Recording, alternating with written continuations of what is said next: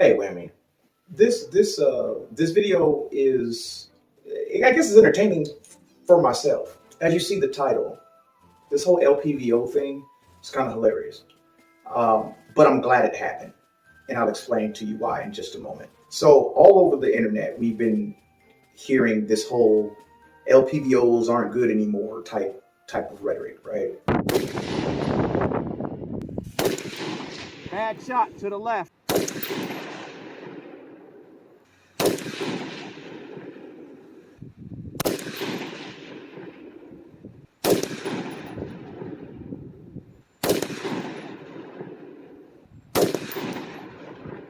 At first, I thought that's not real, is it? Like, I thought it was maybe just like one group online or something, or some few guys that were. And no, I mean, it was so much so that people were making videos about it like I'm doing now. But there's been videos being made for like a couple of months now on LPVOs not being good anymore or whatever. You got people talking, might as well just get a 210 instead of a 110. You got all this crap. So let me put this out here for you. For those of you who actually live this lifestyle for real, actually go shoot, train, etc.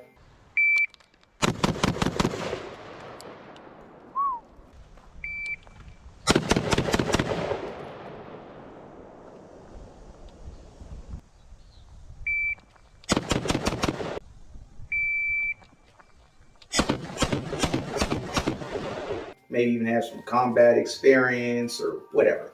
If you were not totally sure who the keyboard warriors were, they made themselves very clear with this. All the people that went running to saying, changing the LPVOs aren't good anymore, get rid of it, we don't. Those are the keyboard warriors, clearly. Those are the guys that they follow suit based on what's cool or what's talked about to be cool, or what everyone's showing online or talking about on the internet on what's in, what's not in. Those are the keyboard warriors. Those are the guys who they talk a good one online, but they don't know what the hell they're talking about, and they don't even use their equipment. Let me get into this. Every platform has pros and cons, it's obvious. When I got this LPVO, I knew what the pros and cons were before I got it.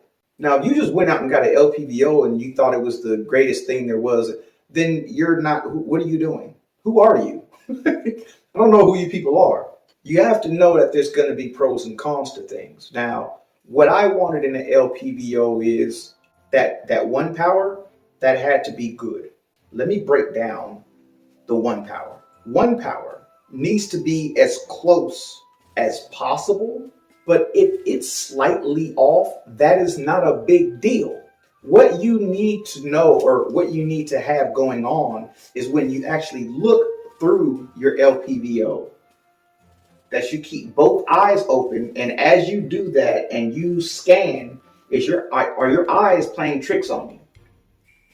Is it hard for you to, look at the object both through the scope and through the eye that's not looking through the scope and see, the same thing? Is it giving you a bad blur? Is the size so different that when you're looking through, it's throwing your vision off? I looked through several LPVOs, 1 to 10. This is a 1 to 10, by the way, and these were talked about as well. I looked through several. When I looked through it, I said, no. As I looked through it and I scanned the store, I'm like, no, that's throwing my vision off. When I picked this one up, out of 5 different LPVOs, this was the only one for me. When I picked this one up, I said, oh yeah, I'm scanning everything. Everything's level. Everything's good. Everything's the same. Good to go. As long as your one power allows you to scan with both eyes open and everything, holds well in your vision. It's not this crazy loopy looking thing. It's just like a perfect swoop. Then you're good to go. You have a good one power scope. And everybody's eyes are different. Understand that. So some people may see it a little different. I'm nearsighted. I can't see far very well. I'm nearsighted. And sometimes it helps me in certain situations. Sometimes it doesn't. Point being, though, my whole point, what I'm saying here is, as long as that one power is good for you with the scanning and everything looks good as you're looking through, and for your eyes, it's saying, yeah, that's the same thing for the most part. That's the same thing. You're not looking through and going, whoa, that's this big and this one's this. If that's not going on, if it's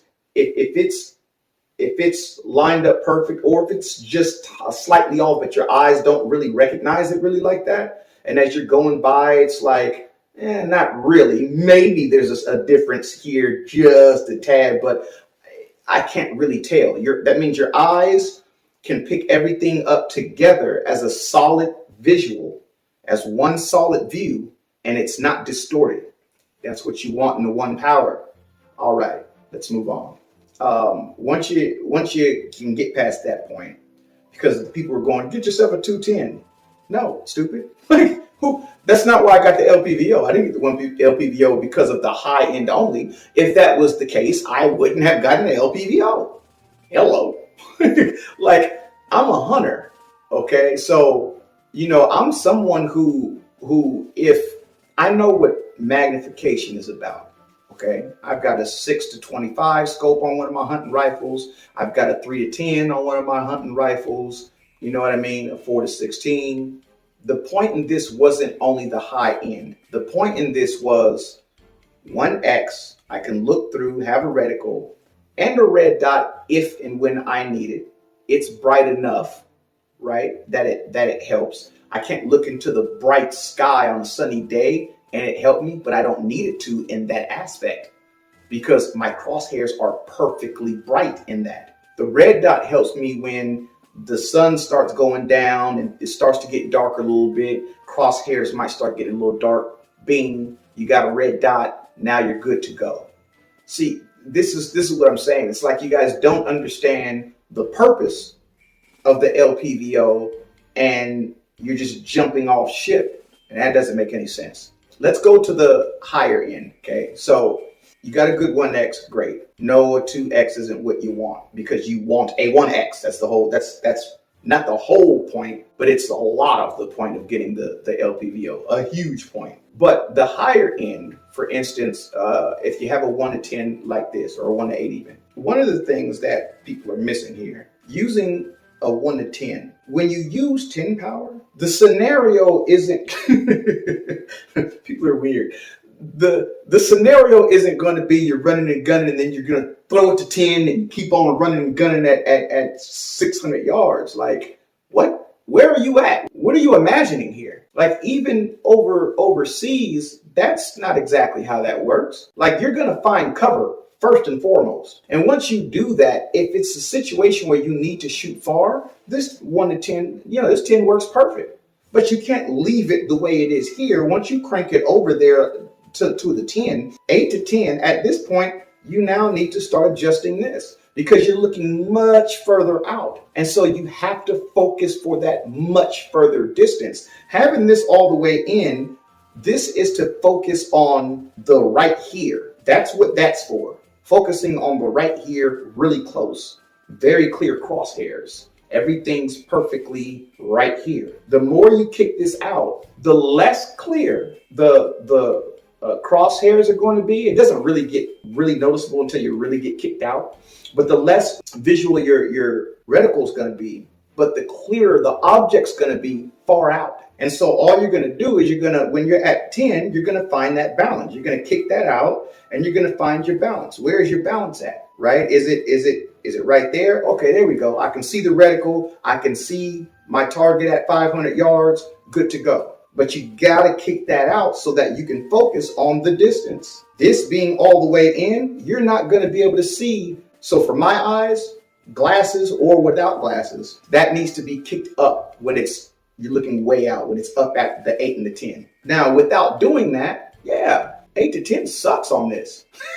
If you don't do that, 8-10 totally sucks on this. There isn't a good focus. You can't really see what you're trying to look at way out there. It's going to look horrible. That's the point of having the adjustable focus. What do you think that's there for? This is what I'm saying. You guys are grabbing these scopes and just nothingness. Throw on the gun and you do nothing with it. I guess it looks good. You take good pictures with it, some gun porn, post it online. Look, I'm cool. Nah, you don't know what you're doing, man. And we know who you guys are now. So that's the good part. We know exactly who you guys are now. The keyboard warriors are the ones who said LPVOs suck now. The ones who really know what they're doing, those are the ones who are, what are you guys talking about? What did you get it for in the first place then? Why would you get it 2 to 10? So you didn't even want the £1 in the first place? What were you doing? What are you doing? That's what we're trying to figure out. Who are you guys? And what are you doing this for? Now, the red dot part. Now, for me, the red dot, again, helps in the further distance, actually, more so than the up close. But again, when it's bright outside, I don't need the red dot. My crosshairs are perfectly clear. Everything's good to go. Bring it up. I'm good to go. I can see it perfectly clear. The red dot is there so that you can pick that up quick. But as long as it's bright outside, that's quick for me. That's right there. See, I got it. I got it kicked out. There we go. Boom. That's instant.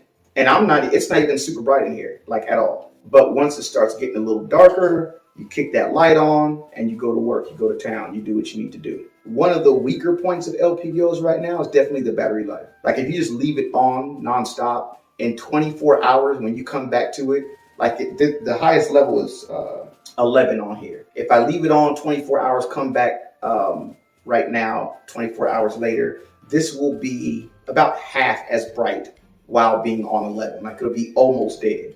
Within 48 hours, it's out of here. And so that's one of the weaknesses. I think eventually they're going to figure it out to where it may even have shake awake technology in these LPVOs, you know, the further we go on, which would be awesome. But again, it's not needed until the reticle begins to be difficult to see. That's when you kick the light on. That's when you're good to go. Understanding the point, understanding how to use an LPVO, what they're used for, and why is very important. You don't just grab something, throw it on the gun because somebody told you to, because it seems to be cool. That's what all the cool kids are doing. That's what everybody's doing online. Whatever you do, it needs to make sense. Why are you choosing that optic? It took me a while to figure out what I want to do. It wasn't a clear choice to go LPVO for me. I'm going back and forth. Do I want red dot? Do I want LPVO? Do I want red dot with magnifier? I went through all that. Do I want prism? It took me a while. Wasn't an easy choice. Figured it out. LPVO, and I got the right one. You know, there was plenty of LPVOs I looked at, and I went, no,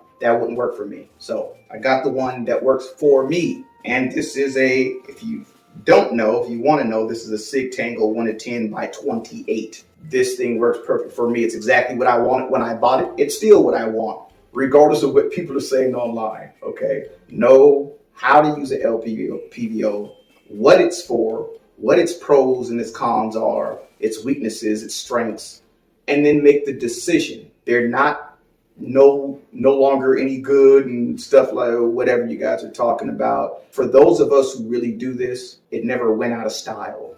It never wasn't cool anymore because we didn't get it for that in the first place. We got it for a true, actual purpose. We thought, analyzed, this is what I want to set this rifle up for. My other AR-15 has a red dot on it. Thanks for watching. Appreciate you. Whammy out.